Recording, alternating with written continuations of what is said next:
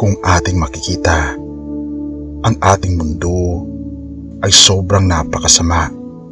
Hayag na ang pag-aalipusta ng mga tao sa ating Panginoong Diyos. Makikita natin ang mga ginagawa ng mga tao sa social media, sa mga television networks, na aliw sila sa paglapastangan sa ating Panginoong Diyos.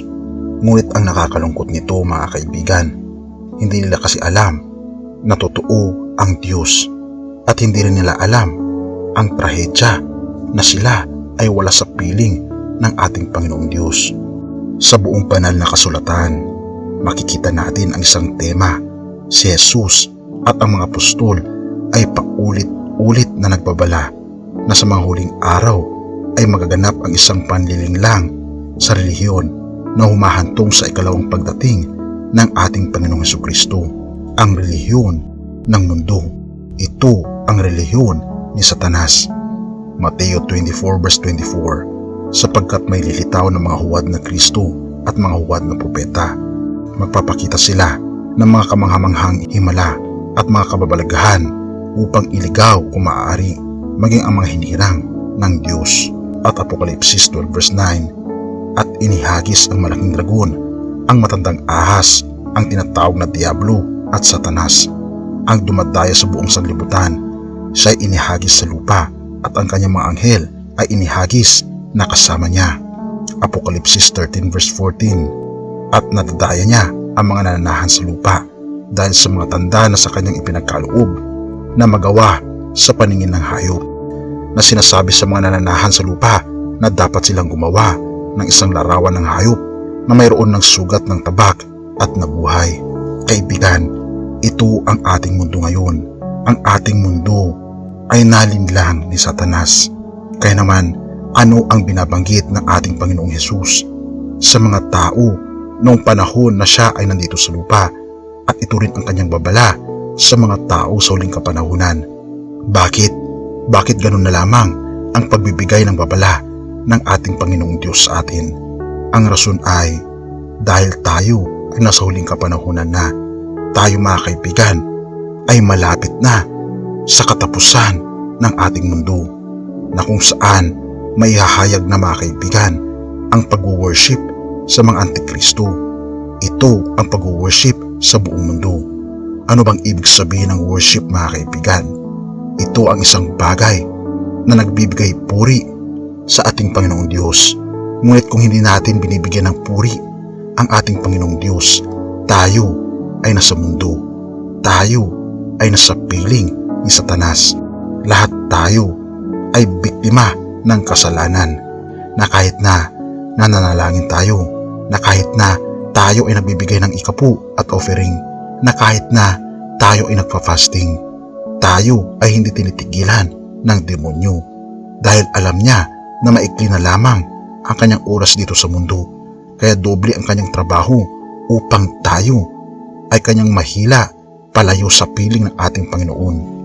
Binabanggit ni Propetang Hosea na bakit napakaraming mga tao ang mawawala, ay ito ay dahil sa kanilang pagmamahal sa mundo, at wala silang karunungan dahil hindi nila binabasa ang banal na kasulatan.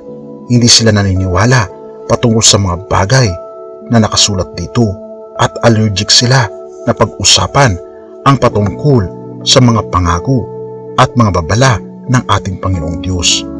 Ang mga iba ay pinagbabawal ng basahin ang Biblia, katulad na lamang sa Israel, katulad na lamang ng LGBT community, dahil nakukundena ang kanilang pagkatao. At ang mga Western cultures ay bihira na basahin ang Biblia, dahil para sa kanila, ang isang taong mabuti ay basta walang inaapakang ibang tao, ay ikaw na ay mabuting tao. Ngunit ito, mga kaibigan, ay turo ng relihiyon ni Satanas, dahil kung wala sa Biblia, ito ay sa mundo. At kung hindi itinuturo sa Biblia, ito ay itinuturo ng Diablo. Dahil gusto ni Satanas na mamuhay tayo sa kalayawan, ipadama sa iyo ang pansamantalang pakiramdam ng kaligayahan sa mundo. Marami ngayon, mga kaibigan, sa mga iglesia ang nagiging biktima rin ni Satanas. Ngunit marami rin Mga kaibigan, ang ayaw ng pumunta sa mga simbahan na kung iyong makikita at mapapansin, halos matatanda na lamang ang pumupunta sa mga churches. Tunay nga na binabanggit mga kaibigan na sa huling kapanahunan manlalamig ang mga tao dahil tayo na ay namumuhay sa huling kapanahunan. Ayon sa isang study, pinapakita na noong 2021, 11% lamang ng mga Americans ang nagbabasa ng Biblia.